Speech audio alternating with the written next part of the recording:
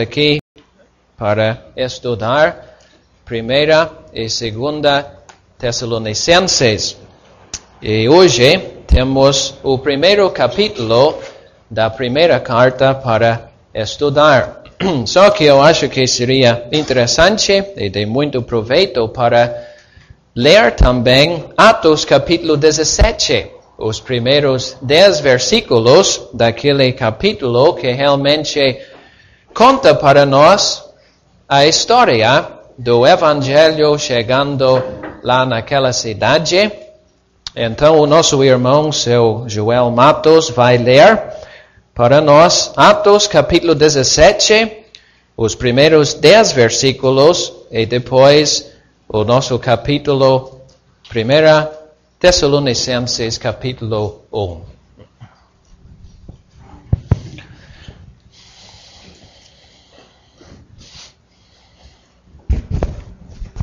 Então vamos ler Atos.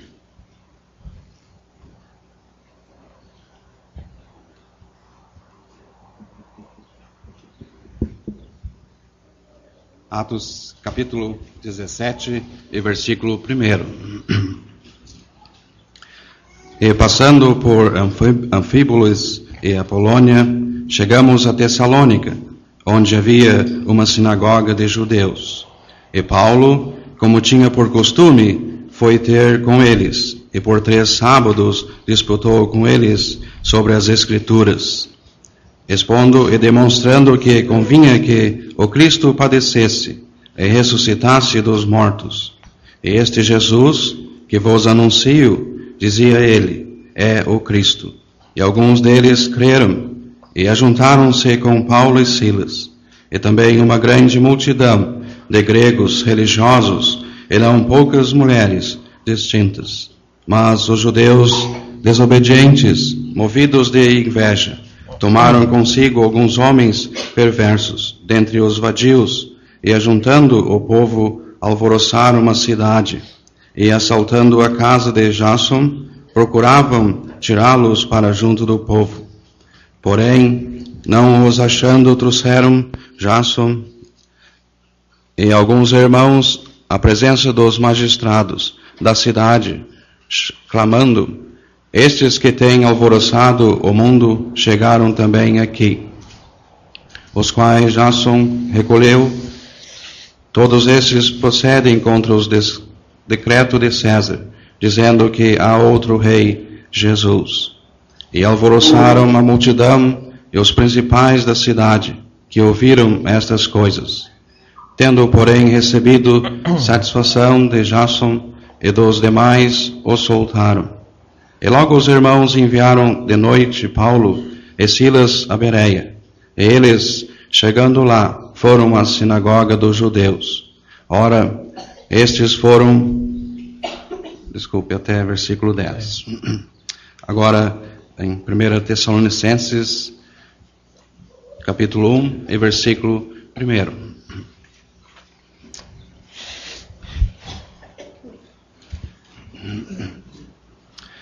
Paulo e Silvano e Timóteo, a igreja dos Tessalonicenses, em Deus, o Pai e no Senhor Jesus Cristo.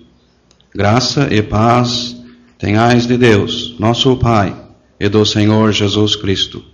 Sempre damos graças a Deus por vós todos, fazendo menção de vós em nossas orações, lembrando-nos sem cessar da obra da vossa fé, do trabalho, da caridade e da paciência, da esperança em nosso Senhor Jesus Cristo, diante de nosso Deus e Pai.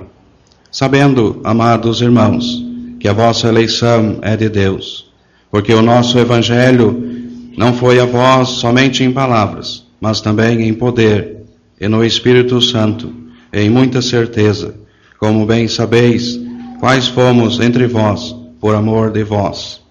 E vós fostes feitos nossos imitadores, e do Senhor, recebendo a palavra em muita tribulação, com gozo do Espírito Santo, de maneira que fostes exemplo para todos os fiéis na Macedônia e Acaia, porque vós soou a palavra do Senhor, não somente a Macedônia e Acaia, mas também em todos os lugares da vossa fé, para com Deus se espalhou, de tal maneira que já dela não temos necessidade de falar coisa alguma, porque eles mesmos anunciam de nós qual a entrada que tivemos para convosco, e como dos ídolos vos convertestes a Deus, para servir ao Deus vivo e verdadeiro, e esperar do céu a seu Filho, a quem ressuscitou dos mortos, a saber, Jesus, que nos livra da ira futura.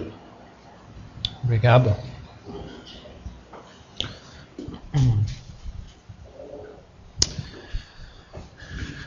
Então, temos perante nós esta semana umas passagens de muito interesse e tomara que o nosso estudo seja de muito proveito. É difícil saber onde começar, mas eu acho que a história daquilo que aconteceu na cidade de Tessalônica começa em Atos capítulo 16. E seria interessante para todo mundo ler aquele capítulo 16 e também 17 para entender um pouco melhor as circunstâncias e aquilo que estava acontecendo naquela época. Por exemplo, no início do Atos capítulo 16, nós lemos que Paulo estava na cidade de Troas. E lá, ele recebeu uma visão. E apareceu um homem dizendo, passa a Macedônia e ajuda-nos. E quem sabe, nem todo mundo sabe, mas Tessalônica fazia parte da Macedônia. Então, Paulo e os companheiros dele, sempre procurando saber a vontade de Deus, querendo seguir a orientação do Espírito Santo, eles perceberam que era para eles viajar para Macedônia. Então se levantaram, nós lemos em capítulo 16, e lá em versículo 12 nós lemos que Paulo e Silas chegaram na cidade de Filipos. Eu acho que todo mundo conhece bem aquela passagem e aquilo que aconteceu naquela cidade. Por exemplo, eles se encontraram com a Lídia e ela foi convertida lá nas margens do rio. Depois temos a história daquela jovem que tinha o problema do demônio. E ela também foi convertida. E o resultado daquela conversão era que os mestres dela e aquelas pessoas que ganhavam bastante dinheiro trabalhando com ela, aquelas pessoas se levantaram contra Paulo e Silas e os outros crentes. E todo mundo sabe que, enfim, Paulo e Silas se encontraram na prisão. E não somente na prisão, mas nós lemos que se encontraram no cárcere interior, tendo recebido muitos açoites. Sofreram muito. E sabemos que à meia-noite houve um terremoto e temos a história do chefe lá que também foi convertido e a casa dele. Enfim, depois daquela noite inesquecível, eles saíram da cidade de Filipos e se dirigiram à cidade de Tessalônica. Uma viagem de mais ou menos 160 quilômetros. Então podemos imaginar aqueles servos de Deus perseguidos, sofrendo tanto, indo a pé 160 quilômetros para outra cidade. Eu não sei, mas eu fico pensando, se fosse eu, saindo da cidade de Filipos, eu teria pensado, olha, não vale a pena, eu vou para casa, eu vou desistir, eu não vou continuar mais nesta obra de pregar o Evangelho, tanto sofrimento, tantas perseguições, eu vou desistir mesmo. Não, mas não era o caso de Paulo e Sila. Parece que chegaram lá em Tessalônica com bastante ânimo. E nós lemos em capítulo 17 que entraram na sinagoga. E isso indica para nós que havia bastante judeus naquela cidade. E, na realidade, era uma cidade grande, com mais ou menos 200 mil habitantes naquela época. E se encontrava na Via Egnácia, uma rodovia romana que ligava a cidade de Roma com o Oriente.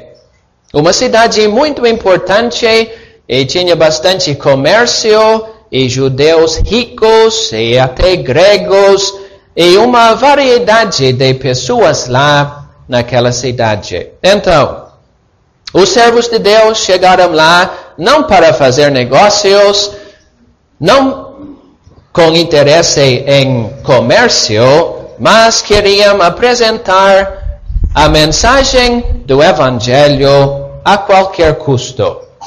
Estavam dispostos, mais uma vez, a sofrer. Mas tudo bem. Estavam fazendo a vontade de Deus e chegaram para anunciar a verdade de Deus. Então, nós lemos em Atos 17 que passaram 3 sábados lá na sinagoga, expondo, conversando, pregando e mostrando para aqueles judeus as verdades das Santas Escrituras.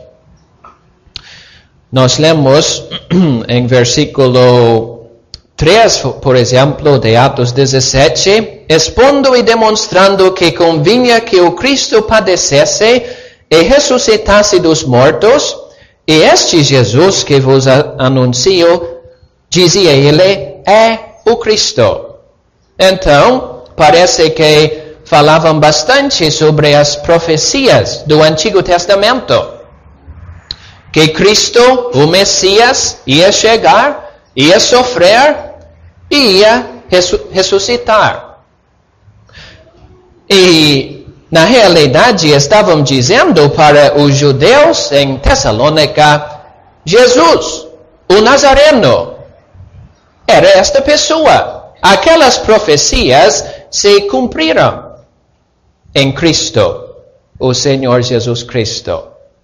E nós lemos que muitos judeus creram. 3 sábados na sinagoga. Eu não sei o que os nossos irmãos pensam sobre isso, vamos ouvir daqui a pouco, mas eu acho que os servos de Deus passaram mais tempo, mais do que 3 semanas lá.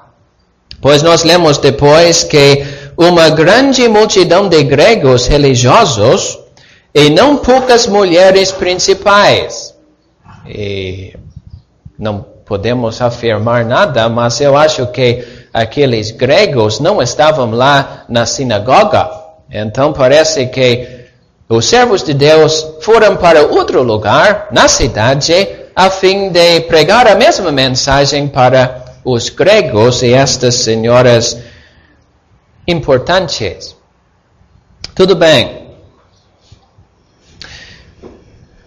Nem todo mundo gostou da mensagem. E nós lemos que certos judeus se levantaram contra os servos de Deus, pois eles não gostaram da mensagem do versículo 7, dizendo que há outro rei, Jesus. E esta frase aqui em Atos 17, 7 é muito importante para os nossos estudos esta semana. Dizendo que há outro rei, Jesus. Então apresentaram o rei, o Messias, quer dizer, falaram sobre a vinda dele, o nascimento dele, a vida dele, a morte dele, a ressurreição dele, mas parece que falaram também sobre o futuro, o reino, outro rei, Jesus. Então, estes judeus que não tinham crido, não gostaram muito desse assunto, e eles ajuntaram o povo e assaltaram a casa de Jasson. Os servos de Deus estavam posando lá, naquela casa, chegaram para assaltar os servos de Deus, mas não acharam, então levaram Jasson para responder por estas coisas que estavam acontecendo. Enfim, não queremos entrar em detalhes agora. Os servos de Deus tinham que sair às pressas daquela cidade por causa dos problemas e da perseguição que apareceu como resultado da mensagem anunciada. E nós lemos em versículo 10 de Atos 17 que foram para outra cidade, Bereia. E também é um assunto polêmico, mas parece que Paulo depois foi para Atenas e depois para a cidade de Corinto, de onde ele escreveu esta carta, 1 Tessalonicenses, para os crentes lá. Então, nós devemos pensar um pouco sobre o propósito desta carta. Pois cada carta deve ter um propósito. E Paulo pegou a caneta e escreveu esta carta para os crentes lá na cidade de Tessalônica. Judeus, gregos e estas senhoras importantes. Por que ele escreveu? Tem vários motivos. Por exemplo, tendo saído da cidade às pressas, ele não tinha muito tempo para ensinar ou para afirmar todas as doutrinas fundamentais que ele queria. Então ele escreveu a carta a fim de falar novamente sobre estas doutrinas e a fim de afirmar certas coisas que ele já tinha ventilado lá no meio dele. Conforme capítulo 2 de 1 Tessalonicenses, o inimigo, ou seja, o diabo, queria difamar o caráter e a pregação do apóstolo Paulo. Então, ele escreveu para os crentes, dizendo, eu fiz isso, é outra coisa, o meu caráter entre vós, todo mundo sabe. Então, ele escreveu só para, eu não gostaria de dizer se defender, mas só para falar mais uma vez que ele era um servo fiel, verdadeiro, não era enganador, não era mentiroso, mas só queria o bem espiritual dos crentes lá. Também, Paulo com certeza ficou pensando sobre aqueles crentes. Ele amava aquelas pessoas agora enfrentando perseguição, problemas, dificuldades. E Paulo ficou pensando, mas que aquelas pessoas, os meus amados irmãos, vão precisar nestes dias difíceis? Então ele escreveu para os crentes para animar, para consolar e para dar força naquele ambiente tão difícil. E também podemos afirmar do assunto que nós temos em capítulo 4, que havia certas dúvidas e perguntas quanto à vinda do Senhor Jesus Cristo. Evidentemente, uns crentes tinham morrido lá na cidade, e os crentes estavam pensando, mas os nossos entes queridos foram para onde? O que vai acontecer no futuro? E também havia falsa doutrina lá, e falsos profetas falando coisas erradas. Então Paulo escreveu para ensinar a verdade. Aquelas pessoas morreram em Cristo, mas ainda tem a grande esperança da vinda do Senhor Jesus Cristo. Até certas pessoas desistiram de trabalhar, dizendo, mas nem adianta trabalhar mais, pois em seguida o Senhor Jesus Cristo vai voltar, então não precisamos trabalhar. E Paulo escreveu sobre este assunto também. Eu não vou roubar nada do seu Lindsay, mas eu acho que eu tenho que falar umas coisinhas sobre a segunda epístola. Por que ele escreveu a segunda epístola? Parece que havia mais confusão acerca do dia do Senhor.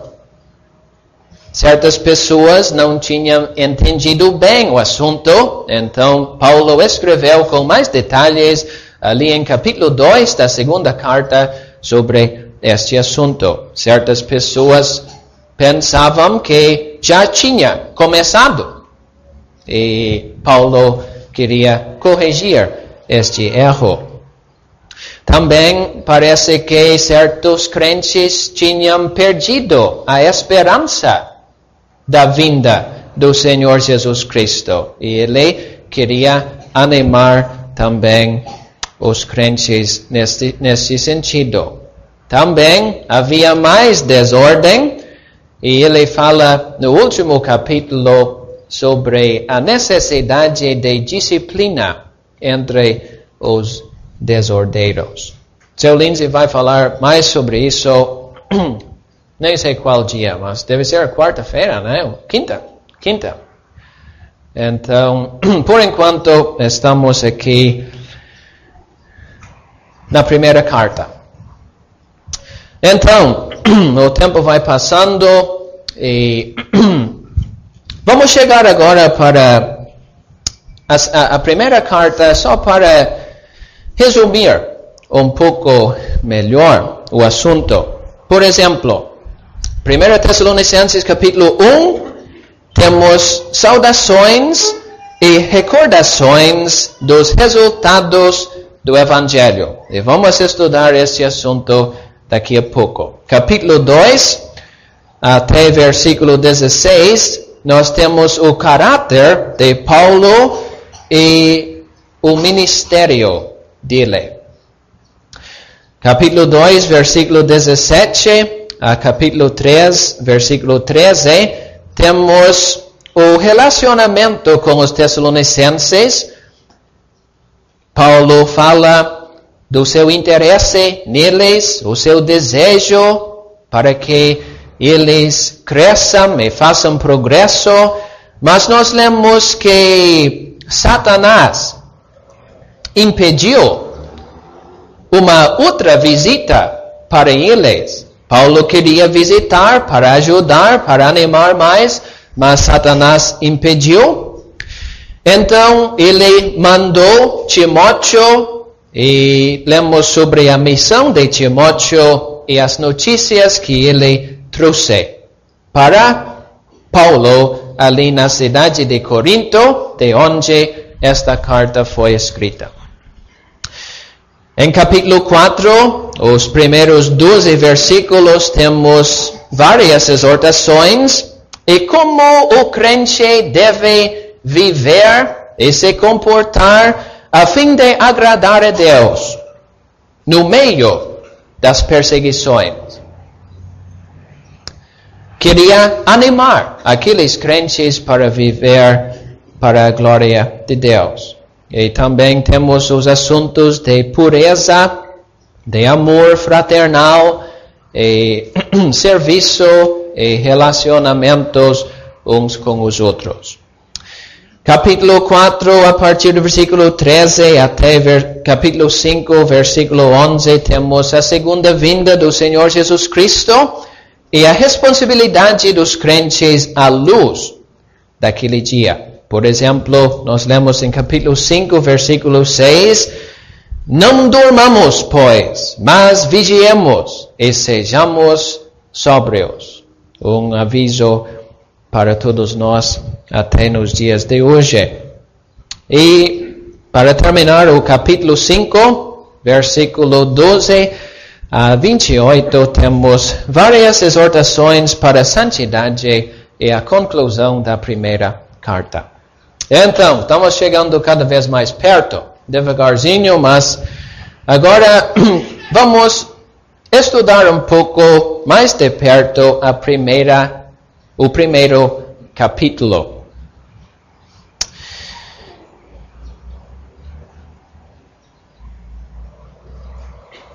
E já no primeiro versículo temos uma chave das duas epístolas, pois temos a palavra Senhor no primeiro versículo. E devemos notar já que temos este nome, este título Senhor, 25 vezes na primeira carta e 21 vezes na segunda carta. Então, Paulo estava apresentando o Senhor. Os crentes enfrentando problemas, quem sabe, estavam pensando, mas não tem ninguém em controle. Tudo saiu fora do controle. Não, mas Paulo disse, não é bem assim. O Senhor ainda existe. O Senhor Deus. Então é para olhar para Ele e esperar a vinda dEle, enfim. E temos este assunto da vinda do Senhor Jesus Cristo em cada capítulo. Capítulo 1 temos Ele vindo como Salvador. Capítulo 2 temos a vinda ligada com o tribunal de Cristo. Capítulo 3, versículo 13, temos Ele chegando para reinar com todos os santos.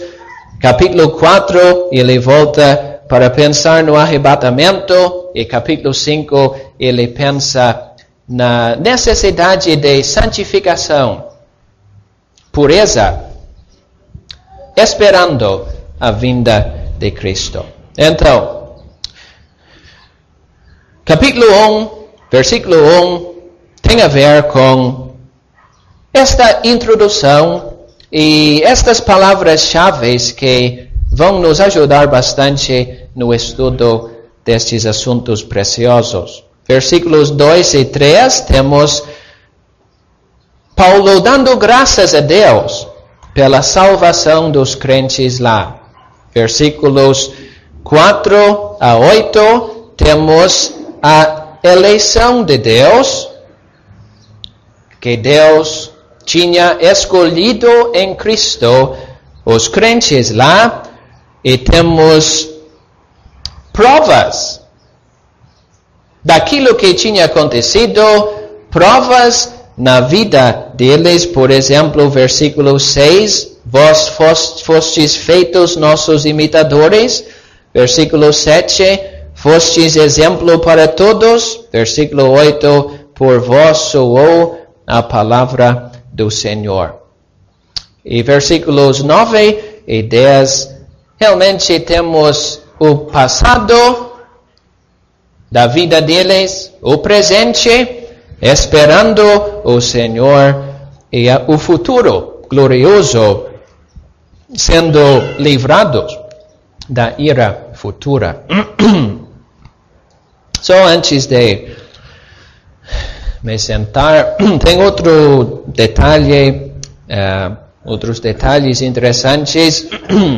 Versículo 1, temos 3 autores, Paulo, Silvano, Timóteo, 3 irmãos em Cristo. Versículo 3, temos 3 virtudes, fé, caridade, esperança.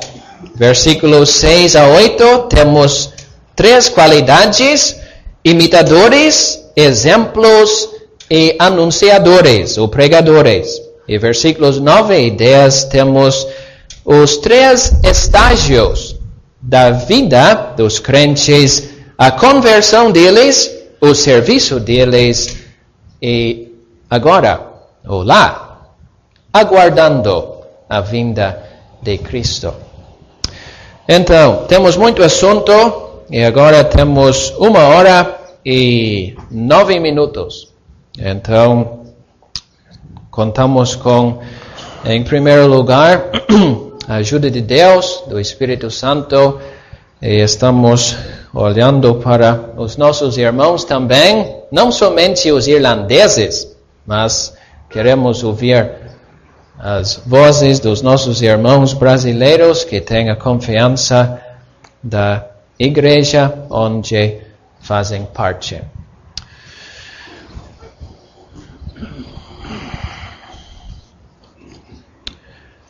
Seria bom começar com uns comentários gerais sobre as cartas, ou até mesmo aquilo que aconteceu lá na cidade de Tessalônica, só para introduzir este capítulo primeiro.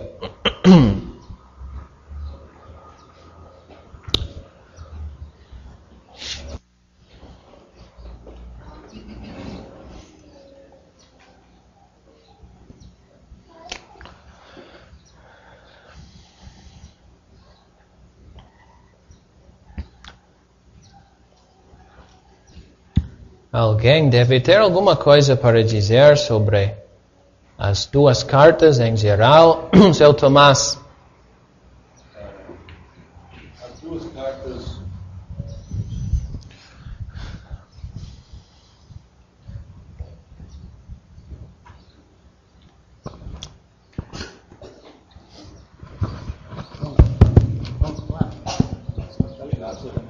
As 2 cartas dão um grande ênfase em Deus. Talvez tenham reparado, 55 vezes, 55 referências a Deus.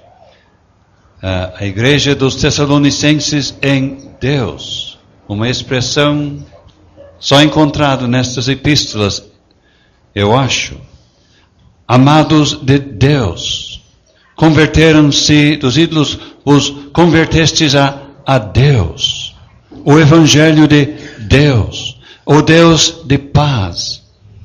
Deve ser para destacar o contraste entre o grande, majestoso, verdadeiro Deus, o Deus vivo e verdadeiro, e aqueles ídolos que serviam antes. Então destaca-se a grande realidade do verdadeiro Deus. E podemos ligar com o nome Deus, o nome Senhor, indicando que é Deus, que é o Senhor, que está controlando todas as coisas, mesmo no meio de perseguição. Senhor Jesus Cristo ocorre 24 vezes nas 2 epístolas.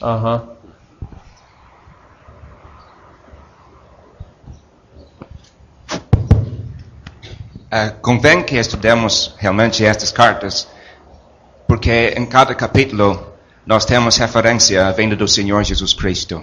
Eu digo que convém que estudemos esta semana, porque eu acredito que este grande evento, a vinda do Senhor Jesus Cristo, ou seja, o arrebatamento, há de se dar a qualquer momento agora. Assim, que Deus nos ajude a colher coisas preciosas nestes estudos. Em cada capítulo da primeira carta, temos referência ao arrebatamento. Inclusive, o último versículo do capítulo 3 é o arrebatamento. Assim, na primeira carta, destaca-se o arrebatamento, a primeira etapa da segunda vinda do Senhor Jesus Cristo. Nós temos referência ao arrebatamento na segunda carta, mas poucas referências. Temos mais referências à segunda etapa da segunda vinda do Senhor Jesus Cristo. Ou seja, temos referência à manifestação do Senhor Jesus Cristo. Vamos estudar no capítulo 1, também no capítulo 2 da segunda carta. Assim, só para colocar de uma forma bem simples para pegar bem. A primeira carta, o arrebatamento. A segunda carta, a manifestação de Cristo em sua glória. Muito bom. Então vamos começar com o versículo 1. Se não, seu Lisandro. Senhor, colocar um pouco, abrir mais quanto à época que foi escrita a epístola. Parece que é um dos primeiros escritos do Novo Testamento. De repente o senhor tem algo a dizer sobre isto. E também ao grupo de epístolas, se dividirmos as epístolas de Paulo, em que grupo 1 e 2 Tessalonicenses se enquadram. Quem sabe o senhor pode abrir um pouco mais este assunto? Quanto à data, Paulo começou a segunda viagem missionária mais ou menos no ano 49, provavelmente. E ninguém pode afirmar por quanto tempo ele ficou em Tessalônica, mas é bem provável que ele escreveu esta carta no ano 51, 52. E como o irmão já destacou, talvez seja a primeira carta escrita no Novo Testamento. Quanto a... Eu não entendi bem a segunda parte da pergunta sobre os grupos. Ah, sim. Tá. O que estava... Eu acho que já tem a resposta, né? Pode falar. Queremos ouvir. Pode falar, Lisandro. São enquadradas nas epístolas do Advento, vamos dizer assim, isso. E também epístolas do Evangelho que destacam o Evangelho e a vinda do Senhor Jesus Cristo. É destacada de uma maneira bem importante. A vinda do Senhor Jesus Cristo é a maneira que ela é destacada na primeira epístola, como o Sr. Lindsay colocou. Exatamente. Muito bom. Então esta primeira carta foi escrita mais ou menos 6 meses depois do estabelecimento da igreja local em Tessalônica. Então, temos uma igreja na sua infância, recebendo uma carta do apóstolo Paulo para confirmar os recém-salvos. A segunda carta também foi escrita da cidade de Corinto, bem provavelmente, quem sabe, uns meses depois da primeira carta. Então, estamos estudando, quem sabe, as primeiras 2 cartas que o apóstolo Paulo escreveu. E como que o senhor chegou a 6 meses? O senhor já disse que saindo de Tessalônica foi para Bereia. Depois Atenas. Não ficou muito tempo em Atenas. Depois foi para Corinto. Não levou muito tempo. 6 meses, até 1 ano, mais ou menos. Tá bom. Mas não podemos afirmar um dia em que ele escreveu mesmo, né? Muito bom. Então, seu Roberto... Seu Crawford, aqui tem uma expressão diferente, como o seu Tomás destacou, a igreja dos Tessalonicenses em Deus. Por exemplo, em Corinto se lê Paulo, apóstolo, a igreja de Deus que está em Corinto, mas aqui a igreja dos Tessalonicenses em Deus. O que se destaca numa e noutra expressão? Eu acho que até nesse versículo, Sr. Roberto, temos mais do que Deus, pois temos Deus, o Pai. E temos que pensar em toda a frase, pois eu acho que seja uma referência ao interesse do Deus como Pai nos seus filhos, passando por problemas e dificuldades por causa da perseguição. Então o Pai, até numa família, é a pessoa que protege, que apoia, que guarda, que conserva. Então acho que temos esta ideia que os crentes, fazendo parte da igreja de Deus, o Pai, mas tem tantas outras igrejas e religiões falsas. O que vai acontecer com nós? Será que vamos sobreviver? Ah, sim, não precisa se preocupar. Deus, o Pai, está em controle de todas as coisas e cuidando dos filhos ali no rebanho, na igreja. Os irmãos concordam com isso? Já no primeiro versículo nós temos algo para confortar aqueles crentes em Tessalônica. Paulo está dizendo à igreja dos Tessalonicenses, em Deus Pai é Senhor Jesus Cristo. Então, a igreja estava sendo abalada pelas perseguições, mas Paulo está dizendo, vocês estão em Deus. É Senhor Jesus Cristo. Em Deus Pai é Senhor Jesus Cristo. Então dá para ver que Paulo, ele coloca o Senhor Jesus Cristo no mesmo nível como Deus Pai. Em outras palavras, ele está transmitindo alguma coisa sobre a igualdade do Filho a Deus Pai. Isso mesmo. Seu Noel. Quem sabe destaca também a responsabilidade dos crentes quanto à igreja de Deus aqui. Porque nós somos responsáveis também. Eu sei que a igreja pertence a Deus, não há dúvida, mas também nós somos responsáveis quanto à igreja de Deus. Temos responsabilidades. Já leva a igreja de Deus para um nível altíssimo. Pertence a Deus. Seu Henrique. Eu estava pensando que em Atos capítulo 17 nós lemos de Paulo 3 sábados pregando na sinagoga dos judeus. Pelo que nós vemos naquele capítulo, alguns judeus se converteram. Parece que a maioria se revoltou e se opôs ao Evangelho. Outros que não eram judeus ouviram e se converteram. Escrevendo agora esta epístola, me parece que a maioria dos crentes não eram judeus convertidos, mas eram idólatras.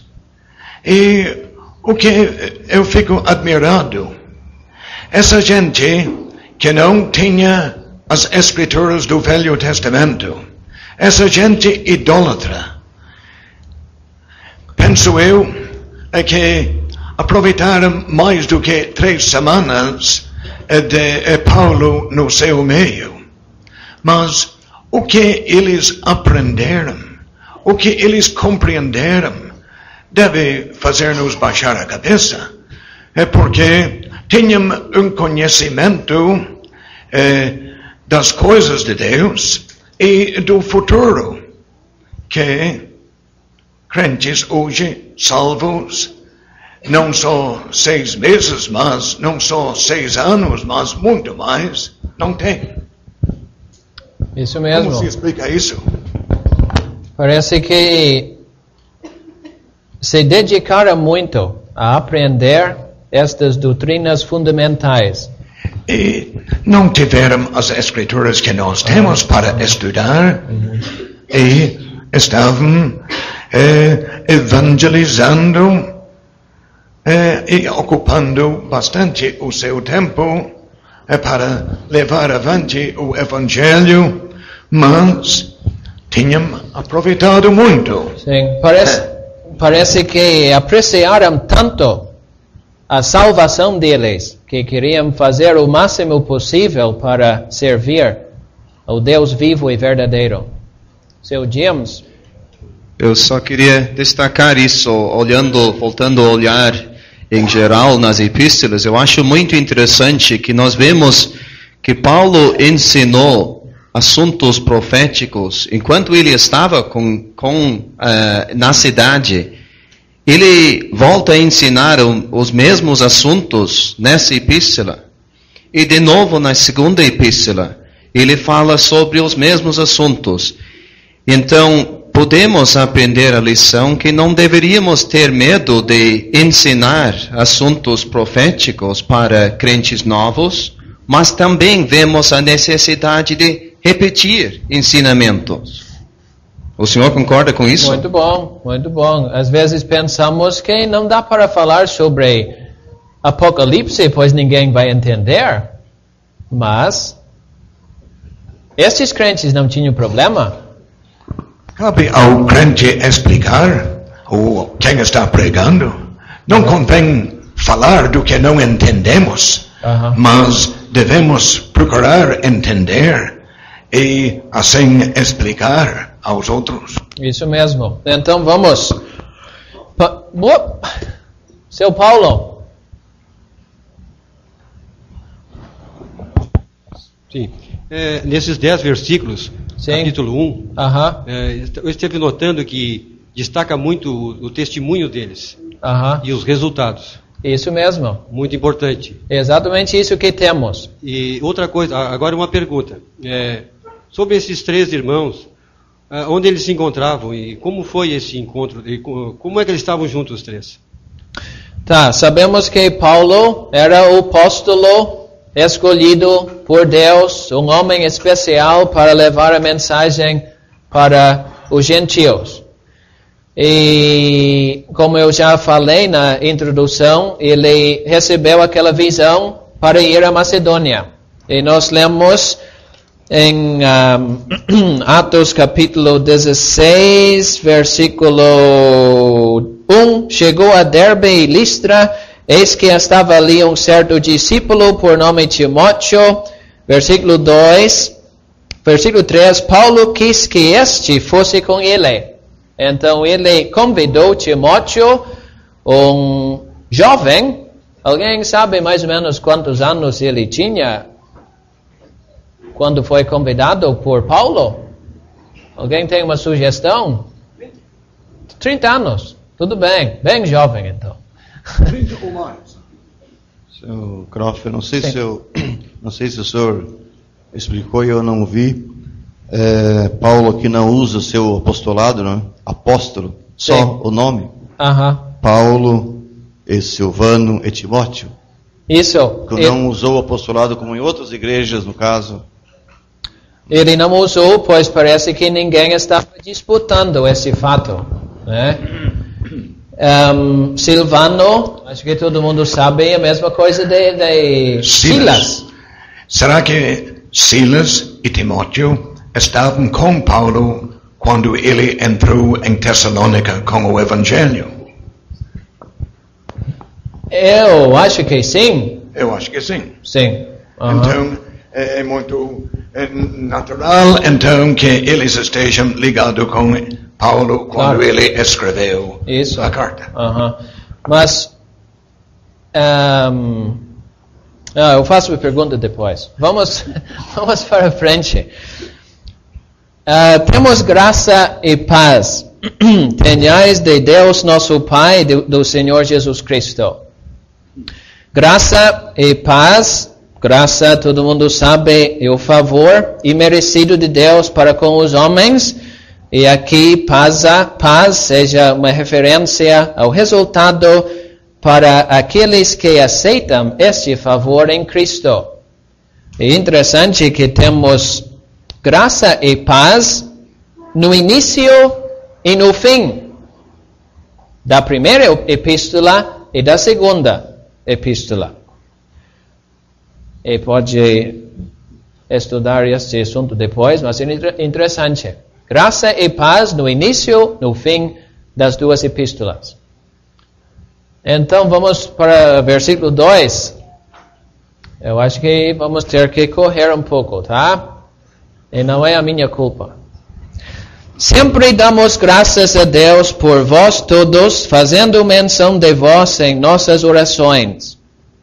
Dá para ver já o interesse infinito, profundo, sincero nos crentes. Paulo e Silas e Timóteo não estavam trabalhando como os falsos ensinadores com outro motivo para ganhar outra coisa, um motivo só, de ver pessoas salvas e abençoadas e crescendo nas coisas de Deus. Sempre damos graças a Deus por vós todos. E podemos aproveitar este versículo, pois é um exemplo muito bom. Eu não sei se eu posso dizer isso, pois parece que às vezes nós temos preferências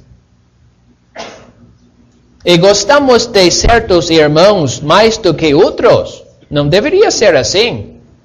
Mas Paulo, com sinceridade e honestidade diante de Deus, escreveu: por vós todos. Às vezes nós oramos por certos irmãos e criticamos os outros. Às vezes falamos com Deus para que um irmão seja abençoado e saímos para a rua para falar mal do outro. Não, Paulo não fazia isto. Ele dava graças a Deus por todos. Seu Lindsay. Nós damos graças a Deus por vós todos. Inclusive, como nós lemos no capítulo 5, versículo 14, ele deu graças pelos desordeiros, pelos de pouco ânimo, pelos fracos. Mesmo crentes sob a disciplina, temos motivo para dar graças, porque tais pessoas alcançaram a salvação. E podemos, em particular, dar graças a Deus pela salvação de tais pessoas. Isso.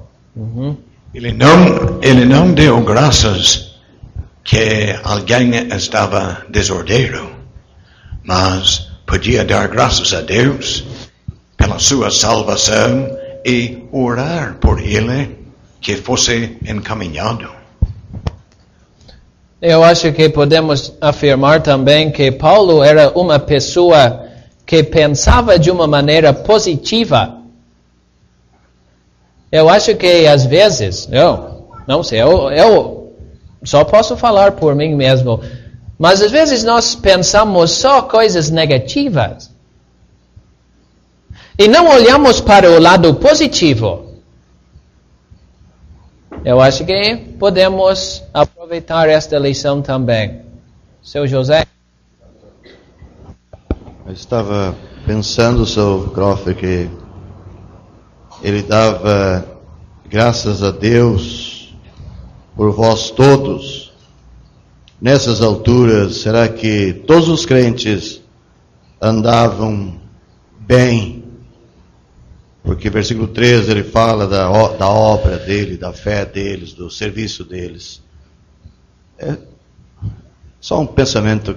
A maioria, sim. A maioria. Mas havia, como seu Lindsay apontou agora, fracos, desanimados e desordeiros, mas era uma minoria. Então ele, pensando na igreja, não pensava numa minoria que dava certa preocupação, mas ele pensava na igreja em geral, e a igreja em geral estava animada, ao ponto que se tornou exemplo para outros na Macedônia. Mas mesmo numa igreja animada, todos não estavam animados. Havia algum.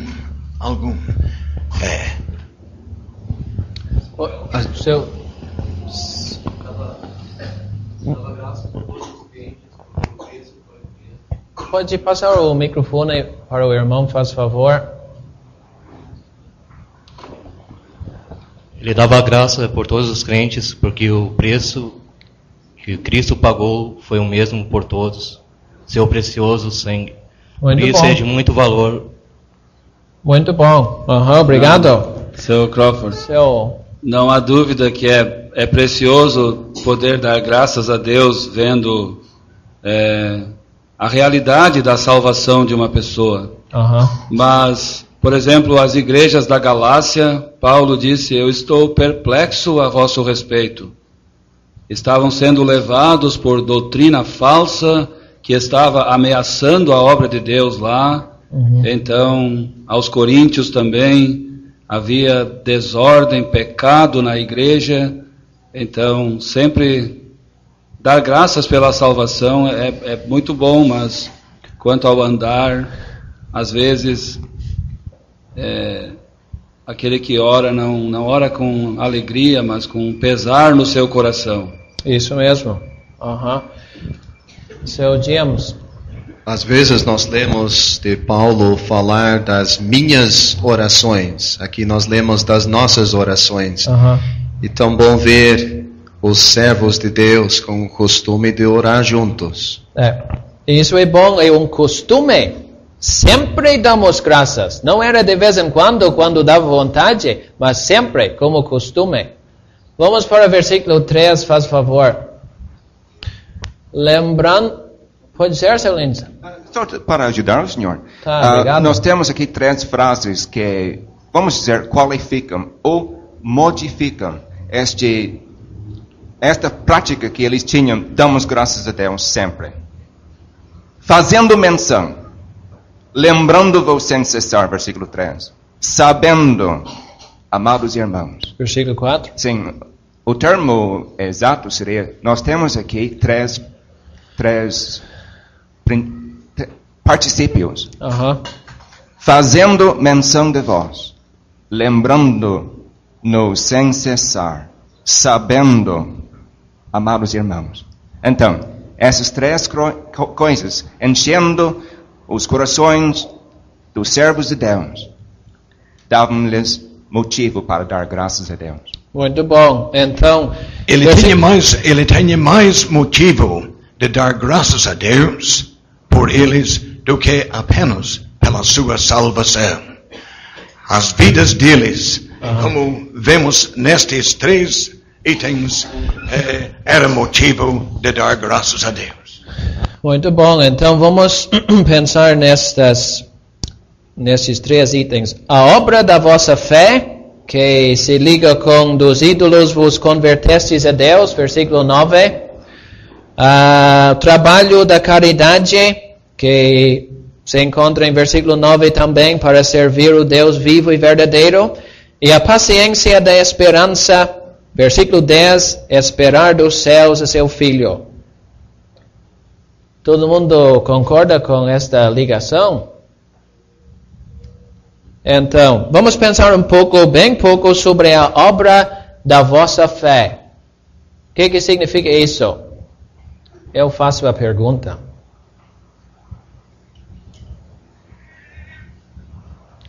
Seu Henrique. A fé sem obras é morta. Eles manifestaram a fé que tinham pelas suas obras, como se destaca neste mesmo capítulo. Isso. Então, as obras deles provaram a realidade da sua fé. Sim. Isso. Era o resultado. Muito bom. E o trabalho da caridade, servindo. Como eu já disse, apreciaram tanto a graça de Deus, as bênçãos que tinham recebido de Deus, não tinha opção. Vamos servir este Deus que nos abençoou tanto? E vamos fazer o máximo possível, custe o que custar. Mas vamos servir até a vinda do Senhor Jesus Cristo para nos buscar. Que nós tenhamos a mesma atitude nos dias de hoje. Temos exemplos bons aqui de crentes animados, servindo a Deus. E a paciência não era fácil para os crentes passar por perseguições, aqueles judeus fazendo de tudo para atrapalhar a obra de Deus. E precisavam de paciência. Mas, olhando para aquele dia, ficavam animados e firmes no serviço, na obra de Deus. Seu Crawford. Seu Alessio. Quanto ao que o senhor, o irmão, mencionou agora, a paciência da esperança, dá para notar uma diferença entre a primeira epístola e a segunda? Na primeira, tão destacado a esperança deles, ou a paciência da esperança, mas na segunda epístola, parece que isso já tinha sido perdido um pouco, por causa das perseguições e elementos que estavam lá agindo para perturbá-los. E dá para entender isso, seu Alessio, né? Se eu estivesse lá, enfrentando a mesma situação, eu acho que seria difícil para mim, mas temos que voltar para estas realidades para nos animar novamente. A diferença entre obra e trabalho. Pode falar. Eu quero ajuda, mas eu vou oferecer uma sugestão. Obra refere-se a atos, ações, tarefas. Trabalho. E o trabalho mais extenso, geral, prolongado, cansativo. Pois é, esforçado. Tá, muito bom. Mas todos concordam? Ou algum irmão tem alguma coisa a acrescentar? Esse trabalho é só uma pergunta. Esse trabalho aí.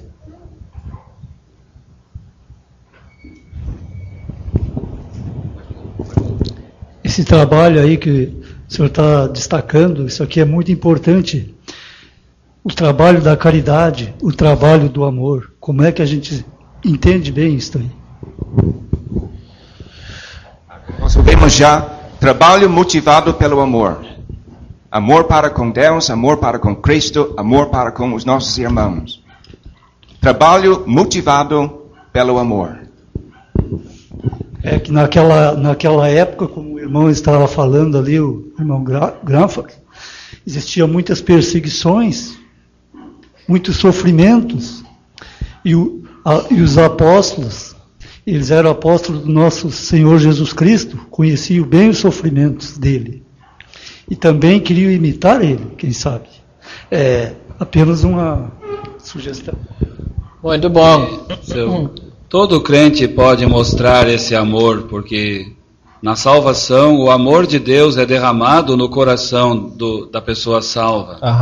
Então, ele há de manifestar esse amor pelos seus irmãos, pelo seu próximo, de muitas maneiras, né? Sim. É muito importante também a última frase do versículo, diante de nosso Deus e Pai. Acho que temos esta frase 5 vezes na primeira carta. Então, Paulo estava fazendo tudo isso sempre pensando, Deus está me observando, os motivos, as atitudes. Então, não tem lugar para insinceridade.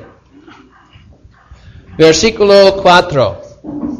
Pode ser, sabendo, amados irmãos, que a vossa eleição é de Deus. Então, já estamos entrando nesta seção do capítulo que vai até versículo 8.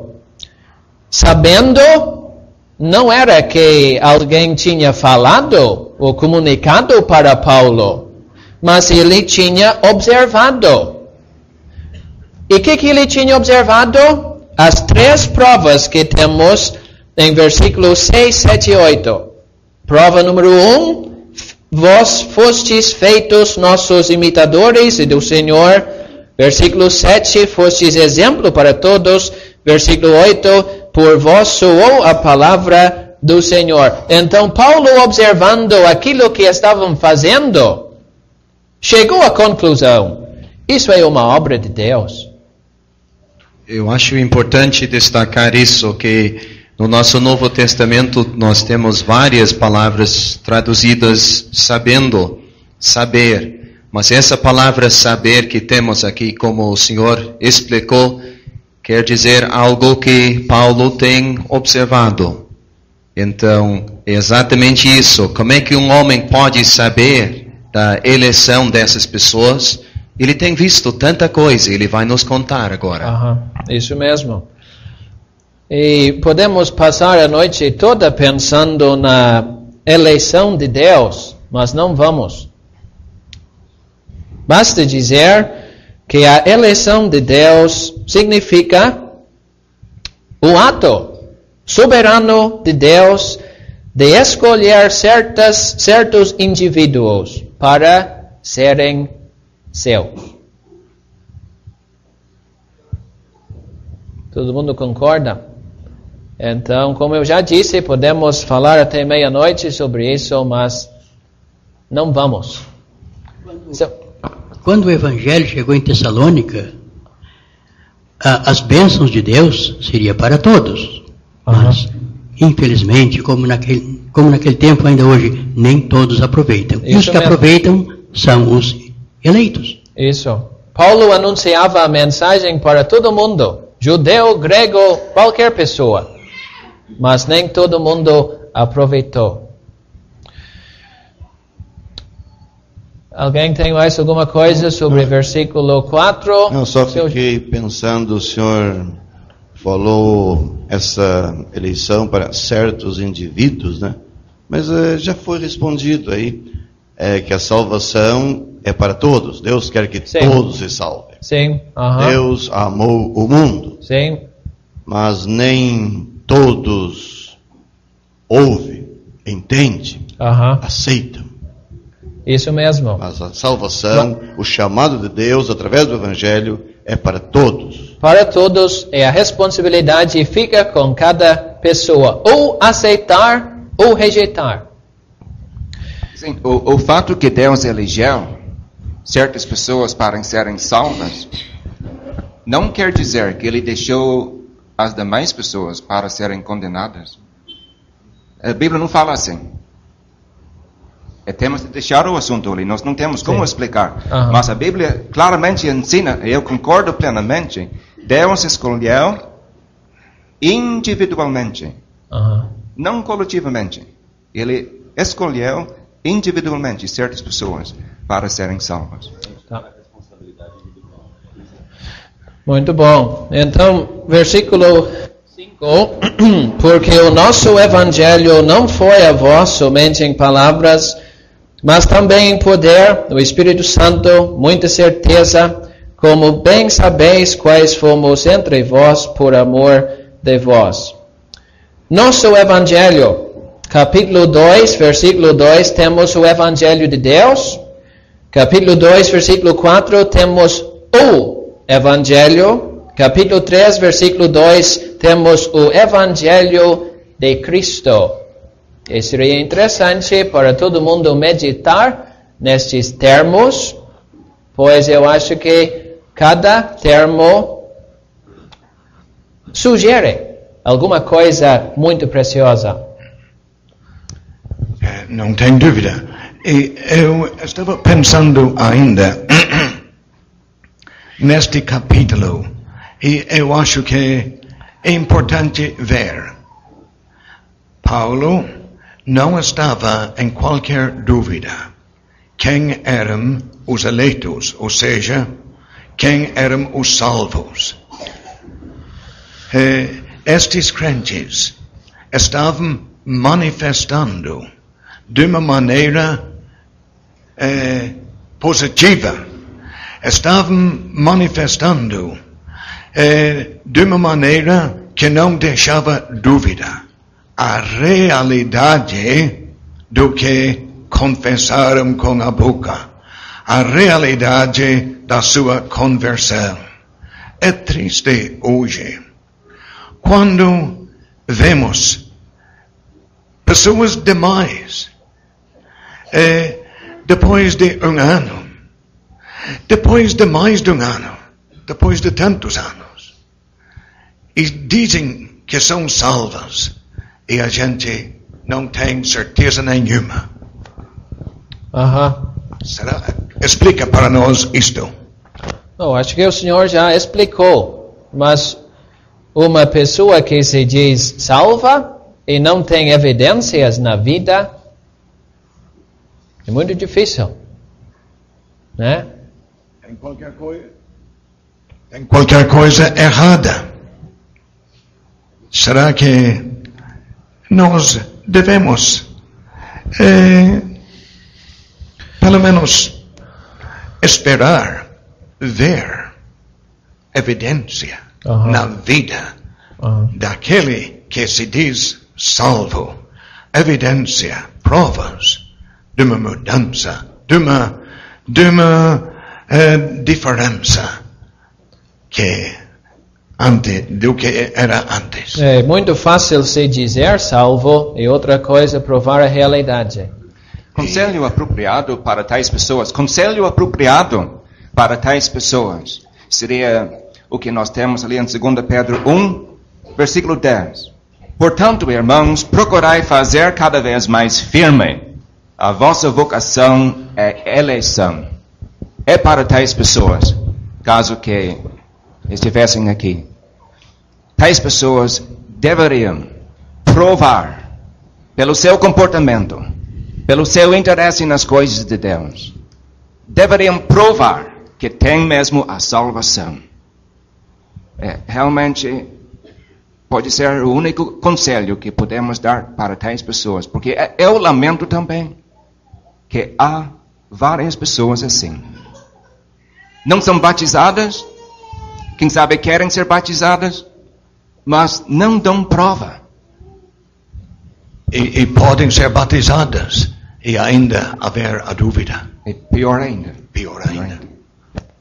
E às vezes tem a tendência de tais pessoas ficarem brabas com as pessoas que têm dúvida a seu respeito. Mas realmente, à luz daquilo que os irmãos estão dizendo, seria muito melhor tais pessoas se examinar bem. Por que irmãos de confiança têm dúvida? Por que as suas vidas ainda, depois de tanto tempo, estão deixando alguma dúvida? Não deveria ser assim.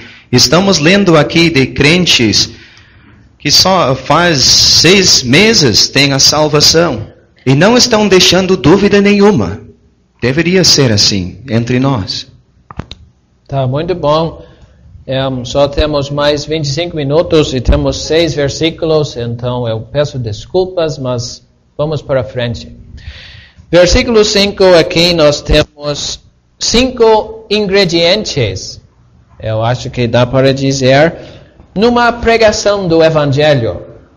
Temos palavras, temos poder no Espírito Santo e muita certeza e por amor de vós. Muitas vezes, tem que falar. Numa pregação do Evangelho, é uma pregação, tem que usar palavras. Mas às vezes é só isso, só palavras. Mas Paulo pregava usando palavras bem escolhidas no poder. E tem uma ligação íntima entre este poder e o Espírito Santo. Este poder, aquela liberdade que é bem evidente. Um irmão falando as palavras de Deus no poder do Espírito Santo. Uma mensagem diretamente de Deus, entregue no poder do Espírito Santo para os ouvintes. E também com muita certeza. Temos que falar com convicção. Às vezes nós ouvimos pregações e não dá para perceber se o pregador acredita naquilo que está falando. Parece que está com medo de falar alguma coisa errada. Mas com muita certeza e por amor de vós. Não só para pregar, não só para ser visto e entregar uma mensagem, mas com aquele amor sincero diante de Deus pelos ouvintes, querendo, desejando a sua bênção eterna. Então acho que estes 5 ingredientes devem aparecer em cada pregação do Evangelho. E seria bom para todos nós pensarmos sobre isso. Que não seja só palavras.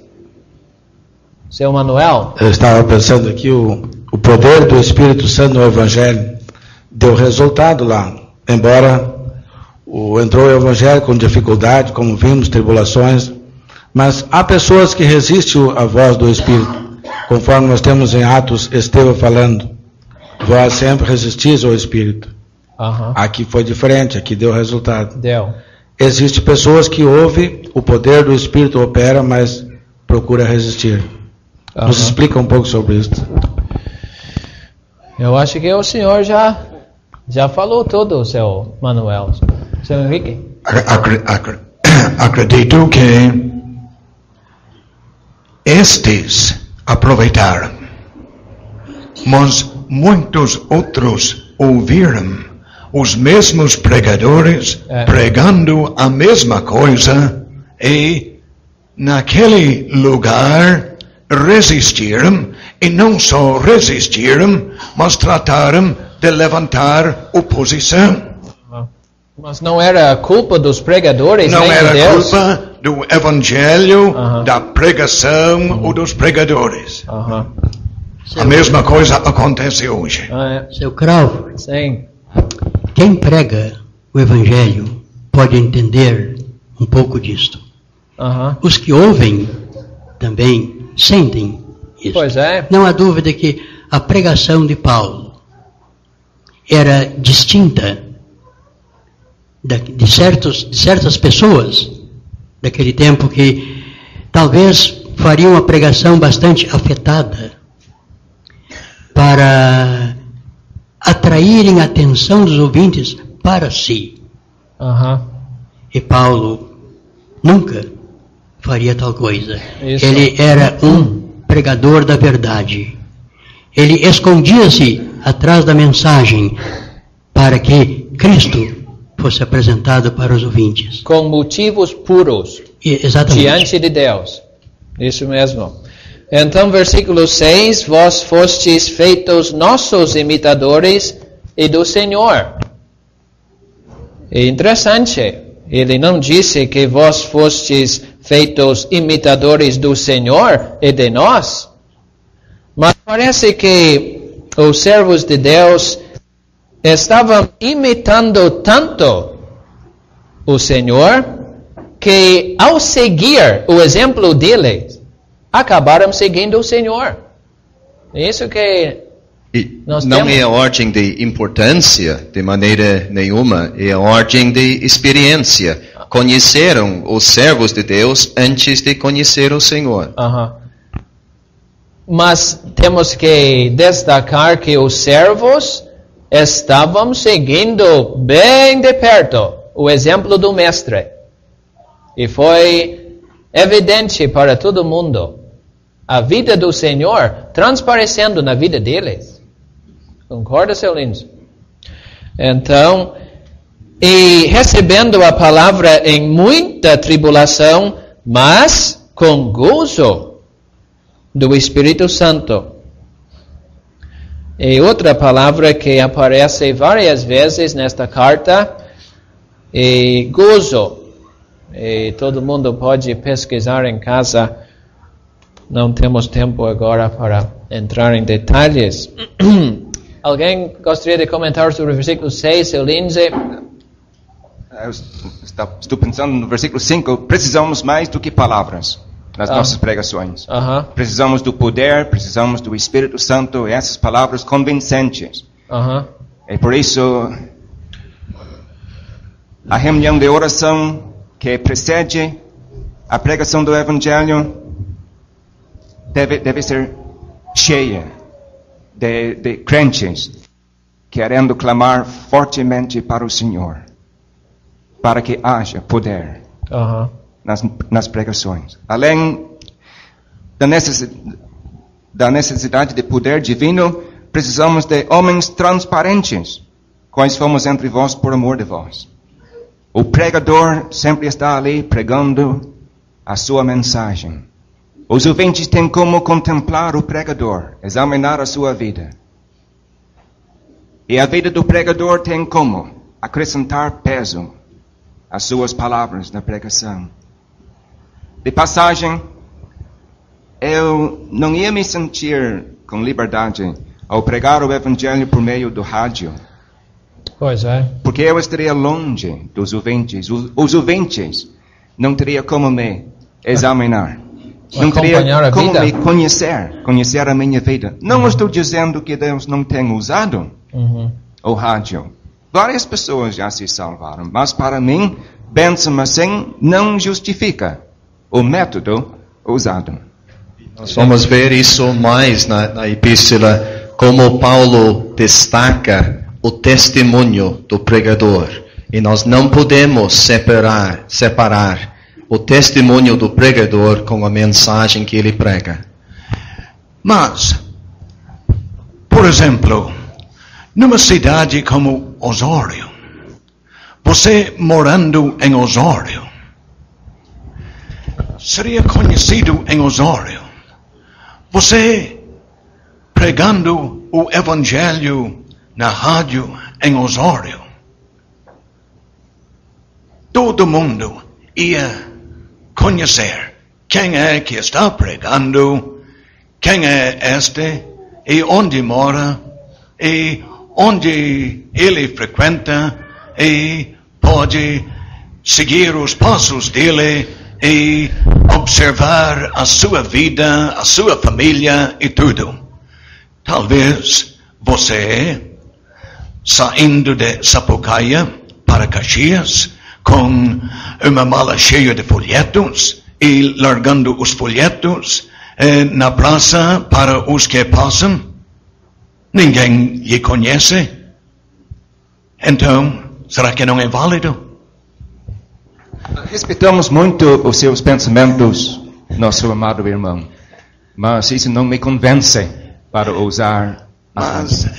Mas pode não convencer, mas vale a pena pensar, porque para mim responde o seu argumento. Para mim tem uma grande diferença. Chegando lá em Caxias, a pessoa pode chegar perto de mim e começar a fazer perguntas na hora. Pode conversar sobre o Evangelho, pode fazer qualquer pergunta sobre a minha maneira de viver, e tem como na hora começar a me conhecer. Então eu acho bem diferente isso. Não é tanto, porque lá, você morando em Osório, todo mundo sabe onde é a estação, e sabe quem é que está falando, pode lhe encontrar na saída, depois do programa, ou sabendo onde você mora, como seria o caso, podia ir lá e você anunciando, temos pregações todos os domingos, aí no salão evangélico, podem chegar e conhecer mais de perto. Então vamos... Estou dizendo isto só uma observação. Parece que a coisa está se prendendo mais a pontos de vista pessoais. O que o irmão diria para alguém que lhe dissesse: seu Lindsay, eu fui salvo, e salvo mesmo, né? Através de uma pregação pelo rádio? Vamos dar graças a Deus. Eu acho que está na hora de pegar o primeiro voo de Caxias para Tessalônica, de volta. Pois nós temos em versículo 7, de maneira que fostes exemplo para todos. Eu acho que isso já ajuda no mesmo assunto. Exemplo. O primeiro exemplo é o modelo perfeito, o Senhor Jesus Cristo. Depois o pregador, seguindo o Senhor Jesus Cristo, anunciando a mesma pessoa para o pecador. E enfim, temos o modelo perfeito, o pregador e o convertido, seguindo o mesmo exemplo. Então, o poder de exemplo é muito importante.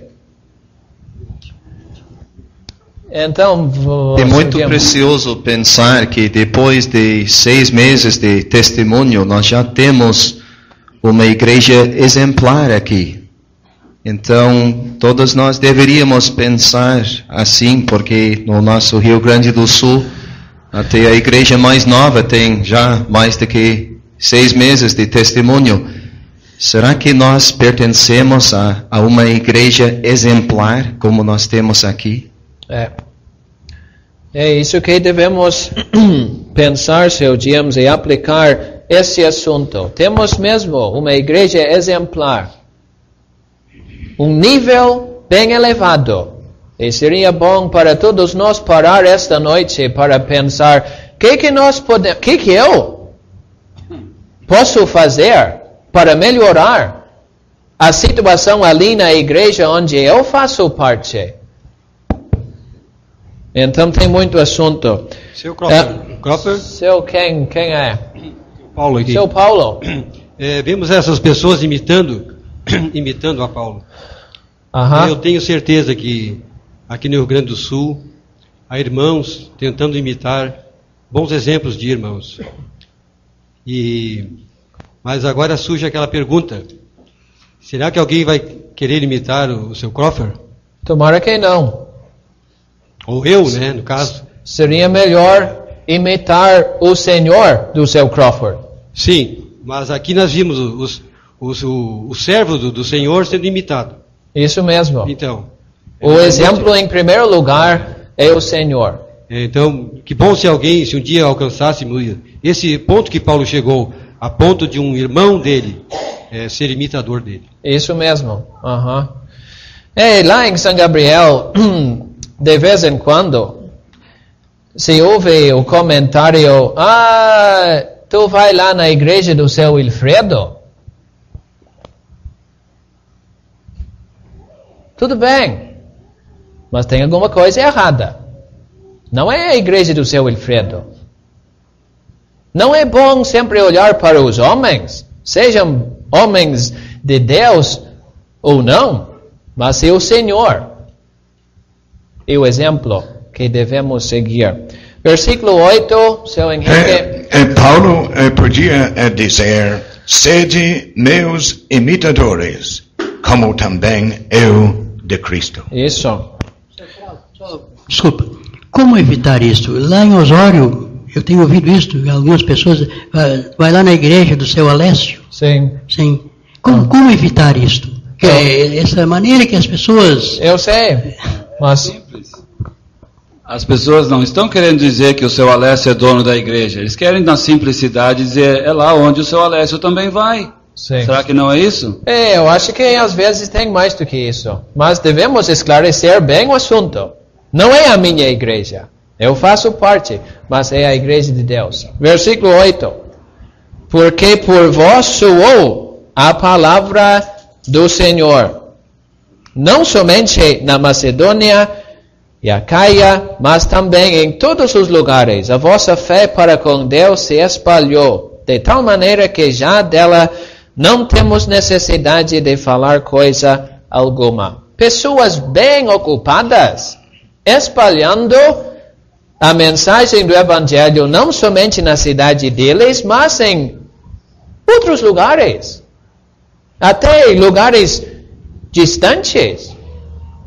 E com certeza, com bastante esforço e custo, e eles foram anunciar a mensagem. Mas eu acho importante esta frase: por vós soou a palavra do Senhor, que nem uma trombeta, com clareza. Eu estava pensando naquela passagem em Ezequiel capítulo 33, versículo 6. Eu vou ler para todo mundo. Quando o atalaia vir que vem a espada, não tocar a trombeta, e não for avisado o povo, se a espada vier e levar uma vida dentre eles, este tal foi levado na sua iniquidade, mas o seu sangue demandarei da mão do atalaia. A ti ouvirás a palavra da minha boca, e lhe anunciarás da minha parte. Então temos uma responsabilidade grande. Temos uma mensagem que Deus quer que todo mundo ouça. E a nossa responsabilidade é entregar aquela mensagem como é. Não como nós pensamos que seja, mas sem complicar, sem simplificar demais, mas a mensagem em si, sem acrescentar nada, sem tirar nada. Para que todo mundo entenda e aproveite. Sr. Crawford, então, estes aqui, o trabalho não só ficou no salão, ou na rua do salão. Saiu. Isso. Outra coisa. Não ficou só com os pregadores. Eles mesmos, a igreja mesmo, se tornaram os pregadores. E levaram adiante essa mensagem do Evangelho. Sim. Que Deus nos ajude hoje. Muito bom. Às vezes nós escutamos umas orações, talvez antes da pregação do Evangelho, e o irmão ora: ó Senhor, que venha bastante gente hoje, que haja um bom número. Mas tudo bem. Mas será que não seria melhor ir buscar? Nós temos que fazer a nossa parte. Eu sei que é uma obra do Espírito Santo para convencer e tudo isso, mas não é para ficar em casa de braços cruzados, orando que Deus faça tudo. Temos a nossa responsabilidade para alcançar milhões de pessoas. É quase incrível como esta igreja em Tessalônica se esforçou muito para atingir regiões mais afastadas. Temos aqui a Caia e Macedônia. As duas regiões, quem sabe, quase o tamanho do Rio Grande do Sul. Quase. Pois é. 2/3, quem sabe, pelo menos. E ainda esta igreja se esforçou muito para alcançar aquelas cidades mais afastadas. Será que a igreja aqui em Porto Alegre está se esforçando tanto? Naquela época não havia auto. E ainda essas pessoas conseguiram fazer muita coisa. Eu sei que Tessalônica ficava ali numa estrada principal, também era porto marítimo, mas ainda eu acredito que essas crentes aqui foram a pé para alcançar outras cidades. Pois é, e temos aqui no nosso estado 497 municípios. Então há bastante campo para não somente os missionários, mas qualquer irmão que tenha confiança dos seus irmãos em Cristo para levar a mensagem do Evangelho para aqueles que precisam tanto nestes últimos dias. Então, temos mais 6 minutos e 2 versículos. Esse soou a palavra seria somente no sentido de pregação ou no sentido geral? Estou pensando principalmente porque as irmãs também podem falar para suas amigas a palavra do Senhor e também ganhá-las para Cristo, né? Uma boa pergunta. O que os irmãos pensam sobre isso? É muito ótimo. E quantas irmãs têm convidado a sua vizinha conhecida para ouvir o Evangelho falado para ela e despertada um interesse que dá resultado na sua salvação. É para animar todas as irmãs para, desta maneira, evangelizar amigas, vizinhas, conhecidas. Muito bom. E ninguém quer dizer nada sobre pregações ao ar livre? Ou tem que ser dentro do salão? Estava pensando neste assunto.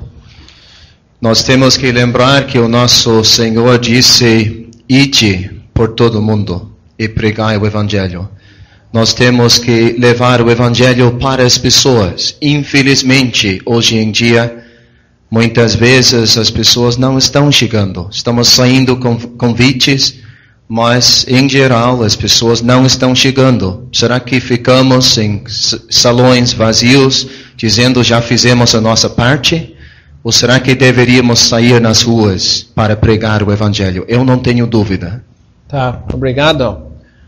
Então, versículos 9 e 10 já estudamos um pouco, ligados com o versículo 3, mas na realidade um pequeno resumo para concluir o capítulo é esta introdução. Todo mundo estava falando sobre este bom exemplo dos crentes em Tessalônica. E parece que outras pessoas estavam sendo atraídas ao mesmo Deus vivo e verdadeiro por causa daquele exemplo. Então temos aquilo que aconteceu no passado. Dos ídolos vos convertestes a Deus. Reconheceram a inutilidade dos ídolos. Eu falei com o Senhor em São Gabriel semana passada, e ele me mostrou os ídolos dele. Eu acho que tinha uns 20 ou 30 ídolos, de todas as cores e tamanhos diferentes, e ele acredita naqueles ídolos. Coitado! Mas estas pessoas reconheceram o erro e viraram as costas e encontraram em Deus, em Cristo, algo bem melhor. O perdão dos seus pecados, a salvação da alma, uma esperança no meio das tribulações, das perseguições, algo preciosa, a melhor bênção possível neste mundo. Acharam? E como resultado, não serviram mais aos ídolos, mas começaram a servir o Deus vivo e verdadeiro, e aquele serviço ia continuar até a partida deles deste mundo. Ou como nós temos que esperar dos céus a seu Filho, a quem ressuscitou dos mortos. Pois isso é a pedra fundamental do Evangelho. 1 Coríntios 15, 17, nós lemos: se Cristo não ressuscitou, é vã a vossa fé. Mas eles viraram as costas para pedacinhos de pedra, madeira, a fim de servir uma pessoa viva e verdadeira. Que mudança! Que transformação! E sempre olhando para o futuro. Nós merecíamos um lugar enfrentando a ira futura. Mas Cristo vai nos livrar daquilo. Os ídolos não tinham como. Mas agora estamos confiando em Cristo e temos tudo.